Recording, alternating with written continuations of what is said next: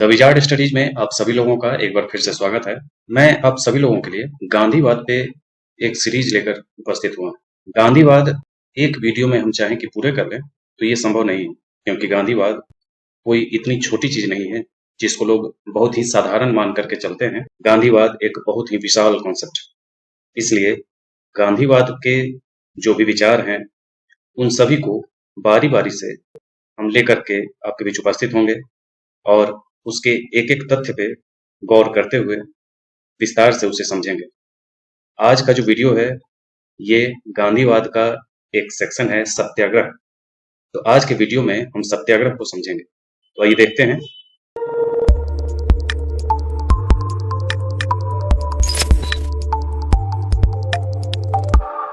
सबसे पहले गांधीवाद में क्या क्या चीजें हम लेकर आने वाले हैं इसको समझ लें। तो आज का जैसे वीडियो है तो उसमें हम सत्याग्रह और सत्याग्रह से जो निष्क्रिय प्रतिरोध में अंतर है उसको समझेंगे। सत्याग्रह के व्रत और उनसे संबंधित सारी चीजें हम आज के वीडियो में समझेंगे। इसके बाद गांधीवाद का एक हिस्सा है साधन साध्य विवाद, यानी कि साधन और साध्य की बातें गांधी जी कहा करते थे। इस साधन और साध्य दोनों पवित्र होने चाहिए, इन चीजों को समझेंगे अगले वीडियो में। इसके बाद अहिंसा, उनकी नजरों में गांधीवाद में अहिंसा क्या है उसको समझेंगे। इसके बाद रचनात्मक कार्यक्रम के बारे में डिटेल से समझेंगे कि रचनात्मक कार्य गांधी जी क्यों लेकर के चले, उसका क्या परिणाम रहा, उसके दूरगामी परिणाम क्या रहे। इसके बाद हम उनके गांधी जी के ट्रस्टीशिप या न्यासिता के सिद्धांत को भी देखेंगे और गांधी जी का एक सिद्धांत था संघर्ष विराम संघर्ष, उसको भी देखेंगे। इसके बाद उदारवादी और गांधीवादी राजनीति दोनों में डिफरेंस क्या है, गांधी किस पे चलते थे, इन चीजों को समझेंगे। और उसके बाद गांधी जी आज के समय के लिए प्रासंगिक हैं या नहीं, इस पर भी हम एक वीडियो लेकर आएंगे। तो आइए आज के वीडियो में हम समझें, सत्याग्रह को समझते हैं। पहले सत्याग्रह को समझने से पहले गांधी जी को जान लें कि गांधी जी क्या थे। गांधी जी की बात करें तो गांधी जी देश के उन लोगों में हैं जिनको दुनिया महान मानती है, और दुनिया की नजरों में गांधी इतने महान हैं कि आइंस्टीन ने कहा था कि आने वाले समय में शायद ही कोई भरोसा करे कि हाड़ मांस का कोई इंसान गांधी होगा। उनके कहने का मतलब था कि लोग ये आश्चर्यचकित हो जाएंगे कि गांधी जैसा व्यक्तित्व इस संसार में जन्म लिया था। लोग ये समझेंगे कि ये कल्पना है। तो गांधी इतने महान हैं कि उनको समझना सभी के बस में नहीं होता, क्योंकि संस्कृत के महान विद्वान भवभूति कहते हैं कि महान व्यक्ति के मस्तिष्क को जानने और समझने का दावा वास्तव में कोई नहीं कर सकता। तो गांधी महान थे इस बात को लेकर के अलग अलग लोगों के अलग अलग विचार हैं, अलग अलग जो जैसा विचार रखता है, जैसा नजरिया रखता है, गांधी जी उसको वैसा ही दिखाई देता है। गांधी की ये विशेषता है। जैसे रविन्द्रनाथ टैगोर ने गांधी जी को महात्मा कहा, उनकी नजरों में गांधी महात्मा थे। सुभाष चंद्र बोस की नजरों में राष्ट्रपिता थे, यानी कि संपूर्ण राष्ट्र के पिता तुल्य व्यक्तित्व थे गांधी। जबकि सुभाष चंद्र बोस उनके विरोधी विचारधारा वाले थे। विचारधारा के स्तर पे सुभाष चंद्र बोस और गांधी में काफी विरोध रहा, जिसको आप इतिहास में कई बार पढ़ चुके होंगे।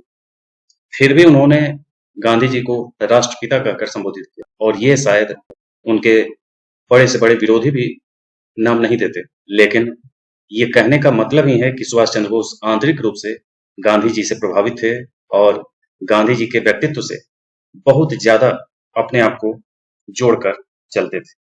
नहीं तो राष्ट्रपिता का भाव किसी के विचारों में यूं नहीं आएगा। जब वो अंडमान निकोबार से भारत पर जापान के समर्थन से आक्रमण करने जा रहे हैं तो वो एक शब्द इतना भावुक होकर कह रहे हैं कि हे राष्ट्रपिता मुझे आशीर्वाद दें। ये शब्द अपने आप में बहुत कुछ कहता है। चर्चिल की नजरों में जो गांधी हैं वो चर्चिल के लिए अर्धनग्न फकीर उनको लग रहा है। लॉर्ड वेवेल और लॉर्ड वेलिंगटन गांधी जी को ब्रिटिश साम्राज्य का सबसे बड़ा शत्रु बता रहे हैं। मोहम्मद अली जिन्ना गांधी जी को कट्टर हिंदू कह रहे हैं। और जो दक्षिणपंथी हैं, जिसमें वीर सावरकर, डॉक्टर हेडगेवार, एम.एस. गोलवालकर, इन लोगों की नजरों में गांधी एक महान आत्मा है, लेकिन मुसलमानों के समर्थक।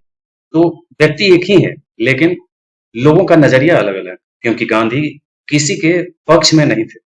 गांधी एक निरपेक्ष इंसान, गांधी एक वास्तव में पिता के भाव में है। जैसे कि एक पिता के ढेर सारे पुत्र होते हैं और हर पुत्र को लगता है कि पिता मेरा पक्ष ना लेकर के दूसरे का पक्ष ले रहे हैं, वैसे ही जिन्ना को लगता है कि ये कट्टर हिंदू हैं, ये हिंदुओं का पक्ष लेंगे।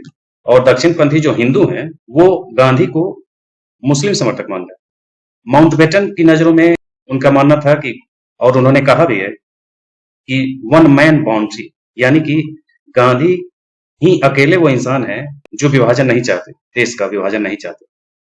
तो माउंटबेटन उस दौर में है और विभाजन करने के लिए ही उनको भेजा ही गया है। और उनकी नजरों में गांधी जी अकेले इंसान हैं जो विभाजन नहीं चाहते, और अकेला एक बॉर्डर का काम कर रहा है, एक बाउंड्री का काम कर रहा है जो विभाजन को रोकना चाहते हैं। लेकिन आज के समय में भारत में जो लोग गांधी को जानते नहीं हैं, गांधी को समझते नहीं हैं, गांधी को पढ़े भी नहीं, वो सब के सब एक तरफ से गांधी को लेकर के एक गलत धारणा, जो जाने कब से परंपरा में चली आ रही है कि गांधी ने बंटवारा करा दिया। तो ये एक धारणा है, एक विचार है जो हर किसी का अपना अपना है।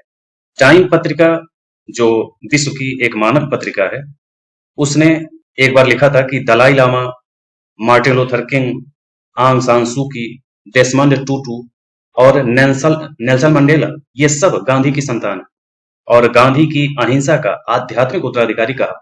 तो लोग आज के समय में दुनिया में इन सभी को महान बता देते हैं।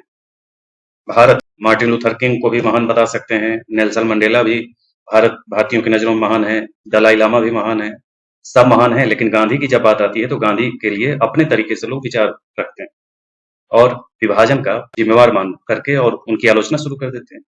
और दुनिया में जो एक मानक पत्रिका है जिसने पूरा अध्ययन किया, पूरे चीजों का की जानकारी रखा, वो कह रहा है कि ये सारे जो महान लोग हैं, ये महान लोग गांधी की संतान हैं और उनके आध्यात्मिक उत्तराधिकारी हैं, यानी कि उनके फॉलोअर हैं। इसलिए गांधी हमेशा हर किसी की नजरों में जो जिस नजरिए से देखता है, गांधी उनको वैसा ही दिखाई देता है। तो गांधी का एक व्यक्तित्व इतना विशाल, इतना व्यापक कि लोग उसे, अगर आप केवल स्वतंत्रता संग्राम से जोड़ करके देखेंगे तो बहुत कुछ हो सकता है, न आपको दिखाई दे।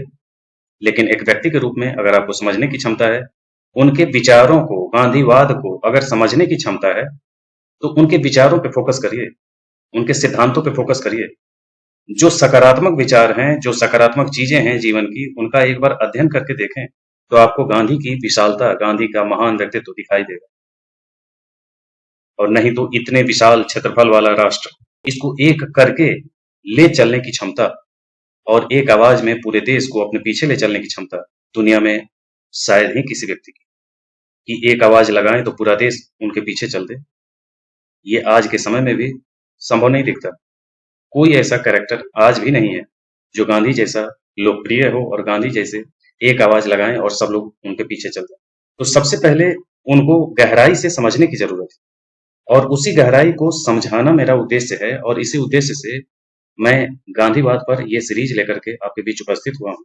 और इसमें हम जो बाकी लोग करते हैं कि आलोचनाओं के जरिए आपको समझाने की कोशिश करते हैं, वो मैं नहीं करूंगा, क्योंकि मेरी नजरों में गांधी, ये मेरा पूर्वाग्रह नहीं समझिएगा, ये गांधी को जानने की, जैसे सबकी अपनी अपनी क्षमता होती है, वैसे ही मेरी भी अपनी एक क्षमता है। उन क्षमताओं के आधार पर मैं एक विश्लेषण दे रहा हूँ कि गांधी क्या है। तो गांधी मेरे लिए एक महान व्यक्तित्व है और इतना विशाल व्यक्तित्व है कि उनके आसपास कोई नहीं ठहरता। गांधी जैसा अहिंसा का पुजारी हिंसा का शिकार हो गया, और हिंसा का शिकार करने वाला कौन था? तो वो भी एक हिंदू था। जबकि एक ऐसा व्यक्तित्व जो पूरे भारतीय उपमहाद्वीप में कहीं भी दंगे हो जाएं तो अकेले एक डंडा लेकर के, अपना जो डंडा था उसी के सहारे चल देते थे और जहां जाते थे वहां दंगे रुक जाते थे। चाहे हिंदू दंगे कर रहे हो या मुस्लिम दंगे कर रहे हो, सब रुक जाते थे एक गांधी के चले जाने के बाद। और उस गांधी से जो दोनों को हिंसा करने से रोक दे रहा है, उसको एक व्यक्ति अपना शिकार बना लेता है और उस व्यक्ति को आज लोग महिमा मंडित करते रहते हैं, गोडसे जैसे कैरेक्टर को, और गांधी की आलोचना करते रहते। तो ये नजरिए का फर्क है। दोनों के नजरिए अपने अपने तरीके से हैं, अपने अपने सोचने के तरीके हैं, जो सबको अपना अपना गांधी दिखाई देता है। तो सत्याग्रह को समझते हैं कि सत्याग्रह क्या है। सत्याग्रह मूल रूप से संस्कृत के दो शब्द हैं, सत्य और आग्रह, इसी का मिश्रण है, उसी से बना हुआ एक शब्द है सत्याग्रह। इसे दूसरे शब्दों में सत्य पर टिके रहना और सत्य की उपलब्धि हेतु दृढ़तापूर्वक लगे रहना या जमे रहना, ये भी सत्याग्रह है। सत्याग्रह को परिभाषित करते हुए गांधी जी ने स्वयं लिखा है कि सत्य प्रेम पूर्वक आग्रह की मांग करता है और इस प्रकार यह आग्रह ताकत के एक पर्यायवाची के रूप में बदल जाता है। उन्होंने लिखा है कि यही कारण है कि मैंने भारतीय आंदोलन को निष्क्रिय प्रतिरोध के बजाय सत्याग्रह कहना शुरू किया। इसका आशय ऐसी ताकत से है जिसकी बुनियाद सत्य, प्रेम और अहिंसा के मजबूत स्तंभों पर टिकी हुई है। गांधी जी ने इंडियन ओपिनियन में सत्याग्रह को एक पवित्र उद्देश्य हेतु दृढ़ता के रूप में रेखांकित किया है। यंग इंडिया में इस बात की ओर संकेत करते हैं कि सत्याग्रह आत्म दुख भोग के सिद्धांत का एक नवीन रूप भर है।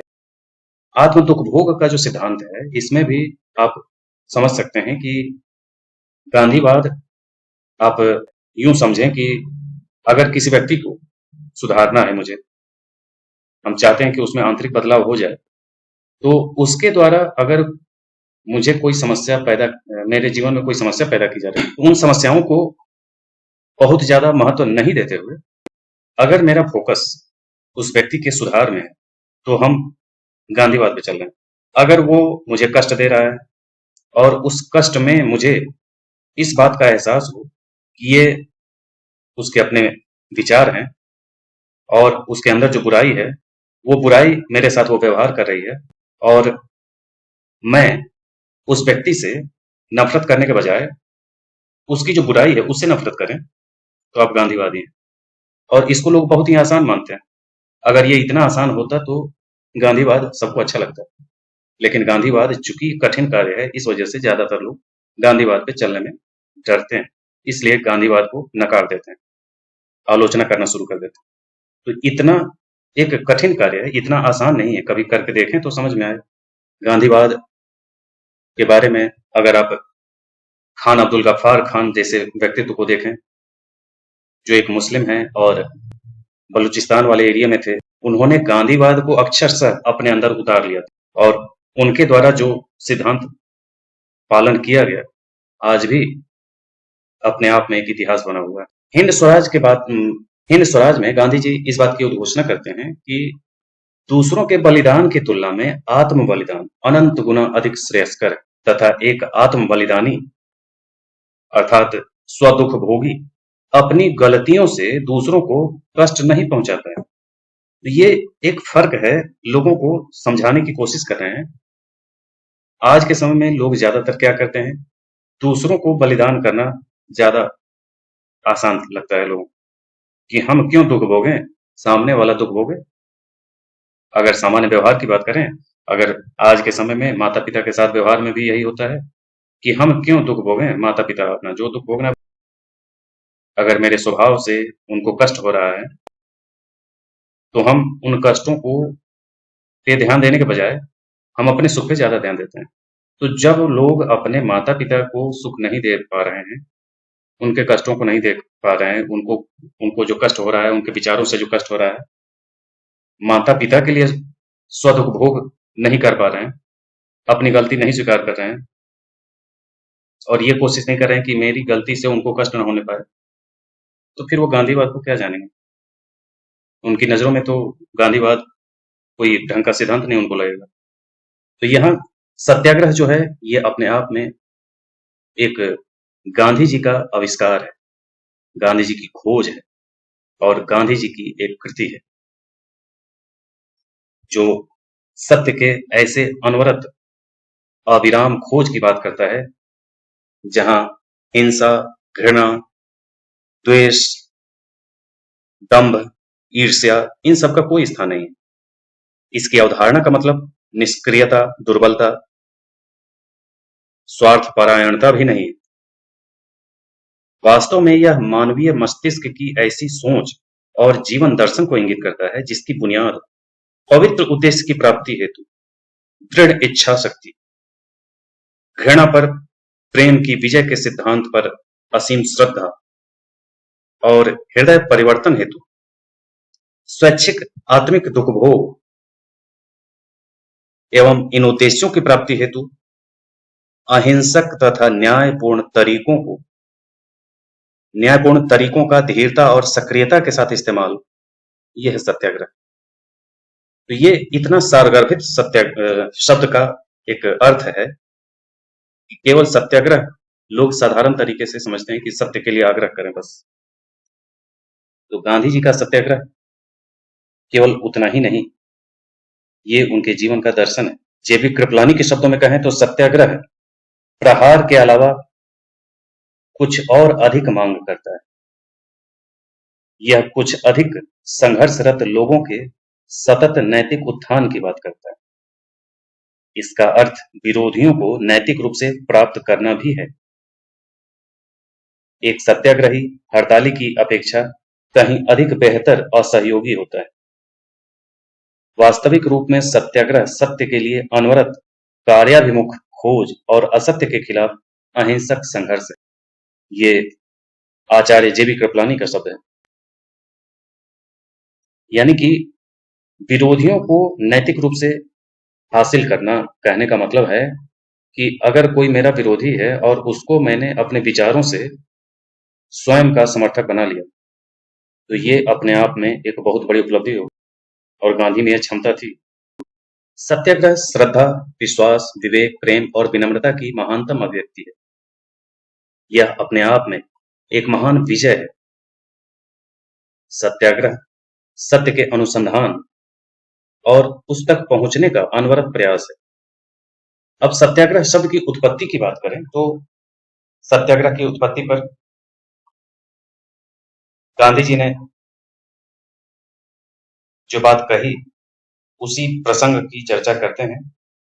उन्होंने कहा कि मैं याद करता हूं कि कैसे अपने स्कूल में सीखे एक गुजराती कविता की पंक्ति ने मुझे बेहद आकर्षित किया था, जिसका भावार्थ कुछ यूं था कि यदि कोई व्यक्ति अपनी पिपासा शांत करता है और बदले में यदि आप भी उसकी पिपासा शांत करते हैं, तो इसमें उल्लेखनीय कुछ भी नहीं। असल बात तो तब है जब आप किसी की बुराई के बदले भलाई का दान करते हैं। पिपासा का मतलब होता है कि जैसे कोई, जैसे उदाहरण स्वरूप प्यास समझ लें।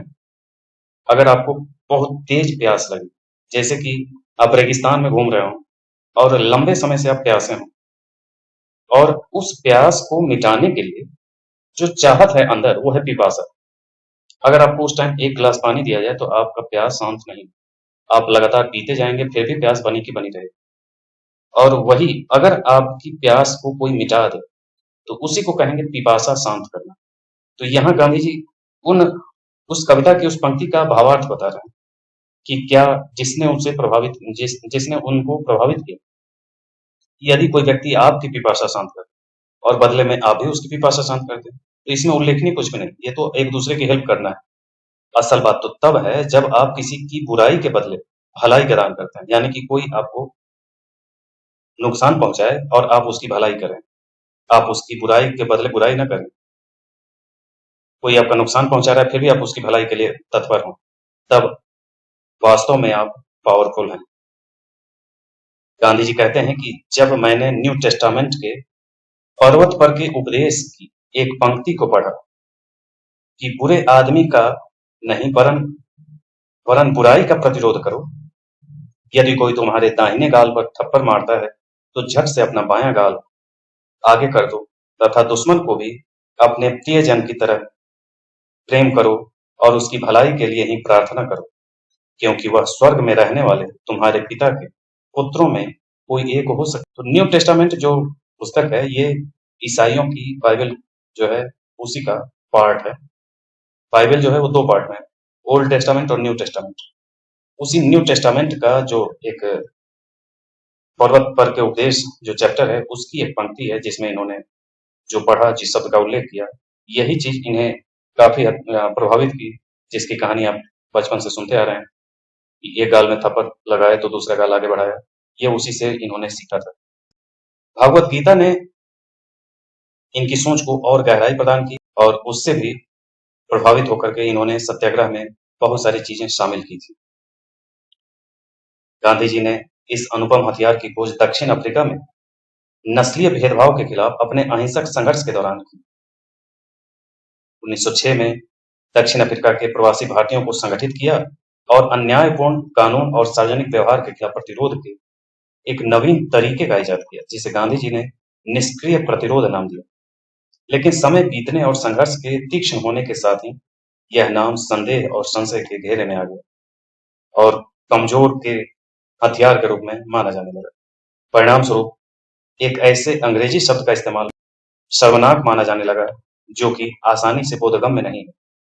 इसलिए इस नवीन किस्म के प्रतिरोध के पुनः नामकरण की आवश्यकता महसूस करते हुए गांधी जी ने अपने साप्ताहिक पत्र इंडियन ओपिनियन में एक नवीन और उपयुक्त शब्द सुझाने का प्रस्ताव की घोषणा की और उसके लिए एक पुरस्कार की घोषणा की। तब उनके एक सहयोगी मगनलाल गांधी ने सदाग्रह शब्द सुझाया, जिसका अर्थ होता है पवित्र उद्देश्य की प्राप्ति हेतु अनवरत प्रयास। गांधी जी को यह शब्द पसंद आया, लेकिन उन्होंने महसूस किया कि यह उनके विचारों को पूर्ण रूप से अभिव्यक्त नहीं करता, क्योंकि उनकी नजरों में यह एक ऐसा सत्य बल था जिसकी अभिव्यक्ति सत्य, प्रेम और अहिंसा जैसे दिव्य गुणों से परिचालित होता था। इसलिए उन्होंने इसमें थोड़ा सा संशोधन किया और इसे सत्याग्रह नाम दिया, जिसका शाब्दिक अर्थ था सत्य के लिए आग्रह। तो ये सत्याग्रह शब्द का कहाँ से आया, गांधी जी के जीवन में कहाँ से आया, किन किन चीजों से वो प्रभावित हुए, ये था। अब समझें कि सत्याग्रह और निष्क्रिय प्रतिरोध में क्या अंतर होता है। गांधी जी कहते हैं कि बार बार किसी बात को सोचने का फल यह होता है कि मनुष्य अंत में वही बनता है जो वह सोचता है। यदि हम लगातार इस बात पर विचार करें तथा दूसरों को भी यह विचार करते रहने दें कि हम निर्धन हैं, निसहाय हैं, तब निष्क्रिय प्रतिरोध ही हमारा मंजिल है। तो हमारा प्रतिरोध हमें कभी सबलता प्रदान नहीं कर पाएगा। फिर भी यदि हम इसका पालन करते रहें तो हम मौके यूं ही गंवाते रहेंगे, क्योंकि निष्क्रिय प्रतिरोध में प्रेम की कोई गुंजाइश नहीं। यानी कि निष्क्रिय प्रतिरोध का मतलब है कि हम प्रतिरोध कर रहे हैं और निष्क्रिय रूप से कर रहे हैं, यानी कि हम बिल्कुल ही निसहाय हैं। निष्क्रिय का मतलब वही कि हम किसी का प्रतिरोध कर रहे हैं, किसी के विचारों का विरोध कर रहे हैं, तो हम अपने आप को बिल्कुल ही असहाय, निर्बल मान करके तब हम निष्क्रिय रहते हैं। जबकि दूसरी ओर सत्याग्रह में न केवल घृणा का कोई स्थान नहीं, बल्कि यह निष्क्रिय प्रतिरोध के मूल सिद्धांत से बिल्कुल उलट है। निष्क्रिय प्रतिरोध में कुछ मौके ऐसे भी आते हैं जहां हथियारों के प्रयोग की गुंजाइश होती है। वहीं सत्याग्रह में शारीरिक बल का अत्यंत अनुकूल परिस्थितियों में भी निषेध किया गया है। यानी कि निष्क्रिय प्रतिरोध जब आप करते हैं तो आप कहेंगे कि एक सीमा तक हम बर्दाश्त करेंगे, बर्दाश्त के बाद आप हथियार उठा लेंगे या आपके मन में हिंसा आ जाएगी। लेकिन सत्याग्रह में इसकी कोई गुंजाइश ही नहीं। सत्याग्रह में आपका लक्ष्य ही है सत्य को पाना। इसी प्रकार यदि निष्क्रिय प्रतिरोधी हिंसा का प्रयोग नहीं करता है तो वह उसकी असमर्थता और परिस्थितियों के वशीभूत होकर करता है। वहीं एक सत्याग्रही उसी जगह हिंसा का प्रयोग नहीं करता है जहां वो हिंसा को प्रभावी ढंग से उपयोग करने में सक्षम है। ये अंतर है दोनों में। यानी कि इसे फिर से समझें कि निष्क्रिय प्रतिरोधी हिंसा का प्रयोग इसलिए नहीं करता क्योंकि वह परिस्थितियों के वशीभूत होकर ऐसा करता है। यानी कि वो या तो सामने वाले को ज्यादा पावरफुल मान रहा है इसलिए नहीं कर रहा है, या अभी वो जरूरत नहीं महसूस कर रहा है इसलिए नहीं कर रहा है, लेकिन उसके मन में हिंसा भी है। जबकि सत्याग्रही के मन में भी हिंसा नहीं, और जब उसे लगे कि ये परिस्थिति हिंसा करने के अनुकूल है, फिर भी सत्याग्रही जो है वो हिंसा नहीं करे। ये निष्क्रिय प्रतिरोध और अहिंसा में फर्क है। सत्याग्रह में एक सत्याग्रही अपने विरोधियों की दुर्बलता का कभी नाजायज फायदा नहीं उठाता। निष्क्रिय प्रतिरोधी को बल प्रयोग की पूर्व तैयारी के रूप में देखा जा सकता है, वहीं सत्याग्रह को इस तरह से इस्तेमाल नहीं किया जा सकता। इसलिए दोनों एक दूसरे का निषेध करते हैं और इनमें आपस में मिलन कभी संभव नहीं। अगर निष्क्रिय प्रतिरोध कर रहे हैं तो पहले ही एक विचारधारा है कि देखते हैं कहाँ तक जाता है, और निष्क्रिय रहेंगे और जब देखेंगे कि सीमा से बाहर जा रहे हैं तो वो फिर अपना निष्क्रिय प्रतिरोध त्याग देगा। ये उसी में छुपा हुआ है, उस शब्द में ही छुपा है। लेकिन सत्याग्रह में ये बिल्कुल नहीं है। और इसलिए सत्याग्रह और निष्क्रिय प्रतिरोध दोनों मेल नहीं खाते। ये जब गहराई में जब उतरेंगे, दोनों को समझने की कोशिश करेंगे, तब ये समझ में आएगा। निष्क्रिय प्रतिरोध एक ऐसी तकनीक है जिसका इस्तेमाल हथियार विहीन लोग अपेक्षाकृत अधिक ताकतवर लोगों के अन्यायपूर्ण नीतियों के खिलाफ करते हैं, जबकि गांधी की नजरों में सत्याग्रह श्रद्धा और विश्वास का मामला है। इसलिए यह कहा जा सकता है कि सत्याग्रह की बुनियाद वैश्विक मूल्यों के मौलिक और शाश्वत धरातल पर टिकी, यानी कि निष्क्रिय प्रतिरोध अपने आप में किसी के अन्यायपूर्ण नीतियों के खिलाफ रहता है, ताकतवर लोगों के खिलाफ रहता है। और सत्याग्रह क्या है? तो सत्याग्रह अपने आप में एक आध्यात्मिक मूल्य है। सत्याग्रह, गांधी का जो सत्याग्रह है, ये एक विश्वास का मामला है, एक श्रद्धा का मामला है, जो बुनियादी वैश्विक मूल्य के मौलिक और शाश्वत धरातल पर टिके। निष्क्रिय प्रतिरोध में विरोधियों को परेशान करना या हराना मुख्य लक्ष्य होता है, लेकिन सत्याग्रह में विरोधी पक्ष को नुकसान पहुंचाने की जरा सी भी मंशा नहीं होती, यानी कि उस मुद्दे पे वो विचार ही नहीं करता सत्याग्रही।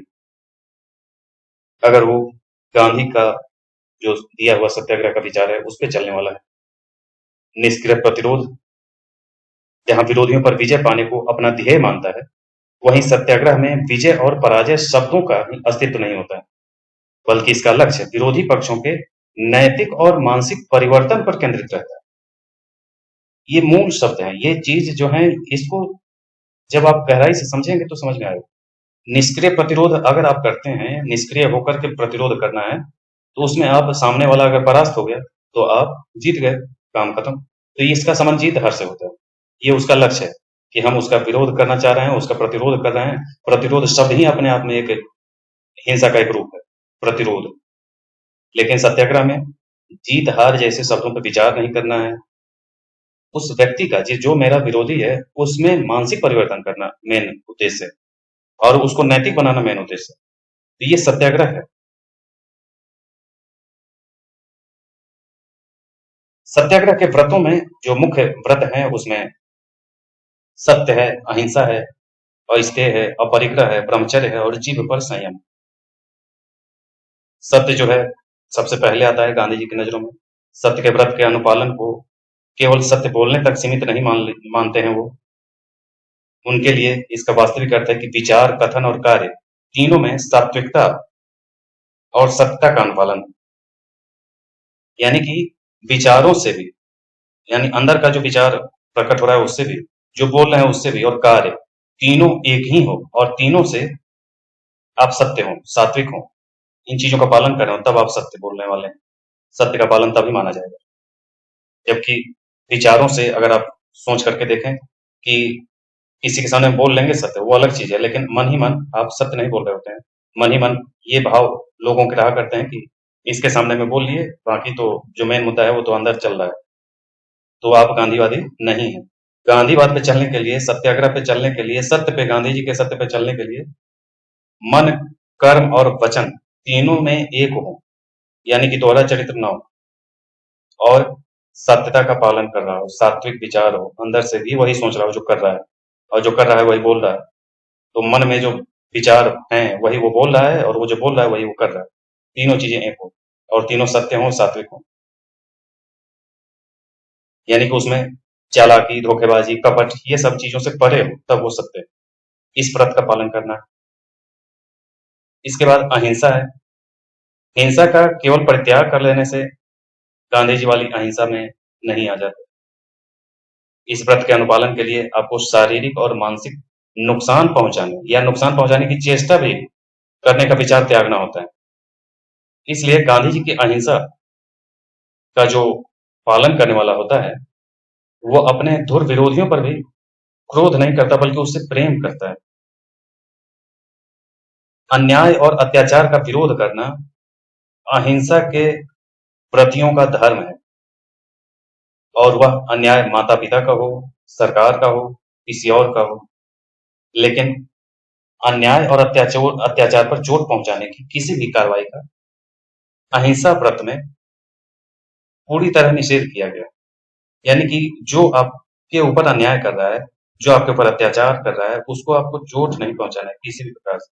ना मानसिक आघात करना है, ना शारीरिक आघात करना है। आपको उससे प्रेम करना है। तो अपने आप में सोच करके देखिए कि एक विरोधी है आपका, उससे आपको प्रेम करना है। केवल आपको उसके विचारों का विरोध करना है, और वो भी विरोध जो है सदुपभोग वाला विरोध है। इतना आसान है नहीं। इसके बाद अस्तेय का मतलब समझते ही हैं। अस्तेय ये जैन धर्म का विचार है, यानी कि संग्रह नहीं। इस अस्तेय का मतलब चोरी नहीं करना, और अपरिग्रह का मतलब संग्रह नहीं करना।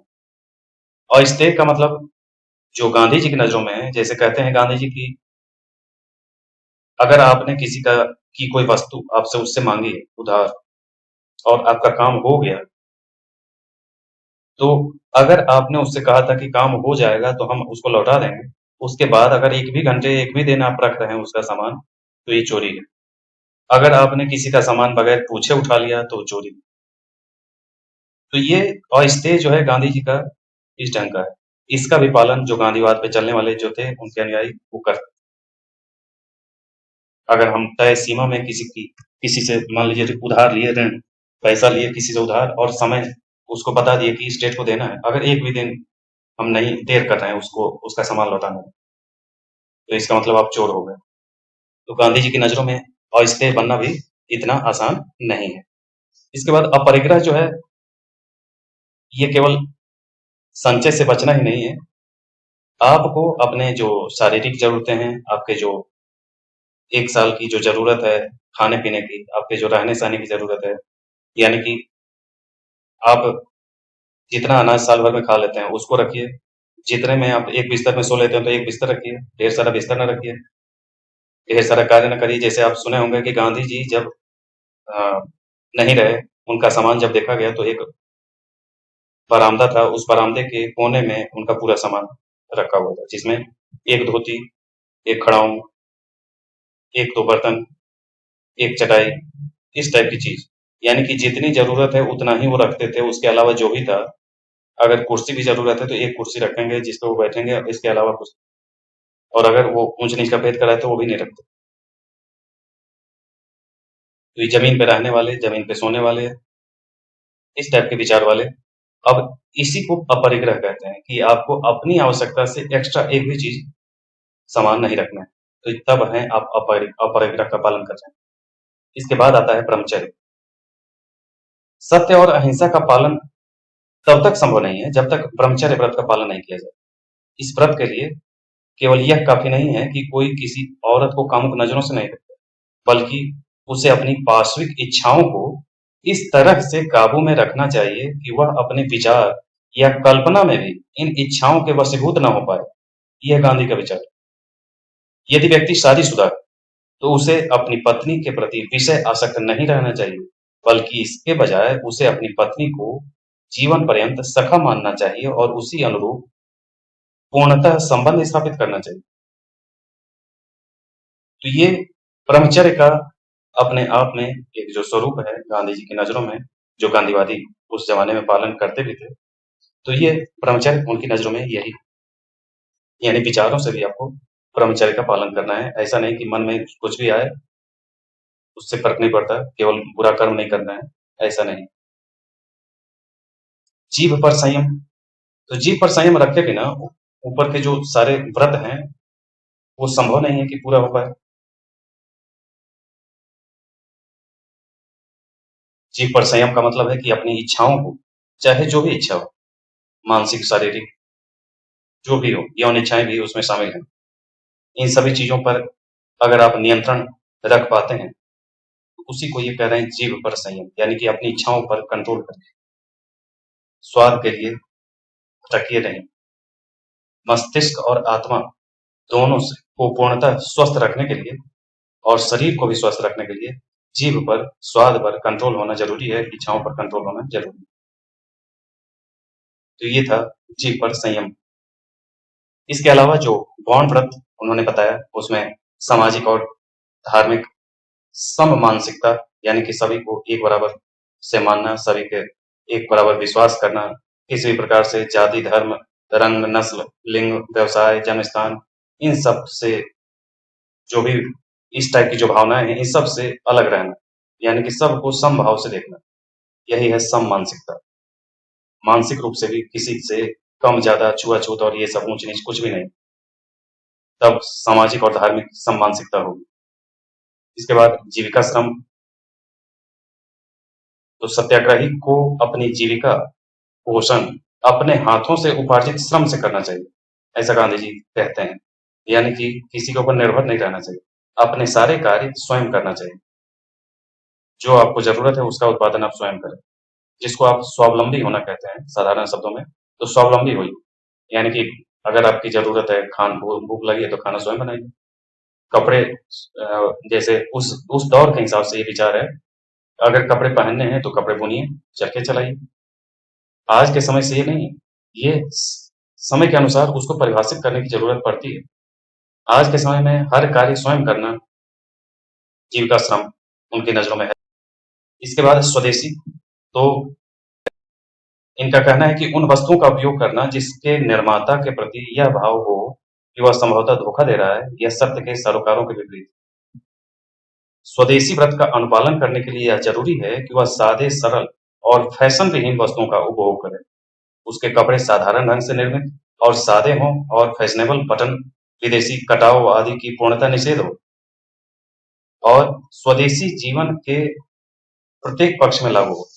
आज के समय में इस पे चल करके अब किसी से कहें तो कोई नहीं चल पाएगा, तो गांधीवाद को कैसे वो पालन करेगा? इसलिए गांधीवाद को लोग इतना आसान समझते हैं जितना वो है नहीं, पहले इसे समझने की जरूरत है। इसके बाद है निडरता। सत्य और अहिंसा और प्रेम सत्याग्रह के प्रमुख अस्त्र हैं। इसके लिए अपेक्षित है पूर्ण निडरता। डरने वाला व्यक्ति सत्य का अन्वेषण नहीं कर सकता, इसलिए सत्याग्रहियों को राजा, प्रजा, जाति, परिवार, चोर, डकैत, भयानक जानवर और मृत्यु तक के भय से अपने आप को आजाद करने की जरूरत है। साहसी बनने और अपने आप का बलिदान, पीड़ा भोग हेतु तत्पर रहने के लिए निडरता एक आवश्यक शर्त है। अगर निडरता नहीं होगी तो लोग स्वदुख भोग और आत्म बलिदान कर ही नहीं पाएंगे, पीड़ा भोग ही नहीं पाएंगे, क्योंकि यह एक अहिंसक संघर्षकर्ता को उनकी जरूरत, इस निडरता की जरूरत हर वक्त होती है। सभी प्रकार के डर को बिना पूर्णतः त्यागे अहिंसा के व्रत का पूर्ण रूपेण पालन करना संभव नहीं। इसके बाद गौण व्रत में है अंतिम विनम्रता, ये भी बहुत जरूरी। गांधी जी अपनी आत्मकथा में लिखते हैं कि सत्य के अन्वेषण में सहायक तत्व जितने सरल हैं उतने कठिन भी हैं। यह किसी अक्खड़ व्यक्ति के लिए बहुत बिल्कुल असंभव है। जैसे ईगो है किसी के पास बहुत ज्यादा, अक्खड़ व्यक्ति है कोई, वो अगर गांधीवाद पे चलना चाहेगा तो उसके लिए बस उसके बस की बात ही नहीं, वो एक कदम नहीं चल पाएगा। लेकिन एक निर्दोष बच्चे से कहिए कि गांधीवाद पे चलो तो वो चल लेगा। इसलिए सत्य के साधकों को धूल से भी अधिक विनम्र होना चाहिए।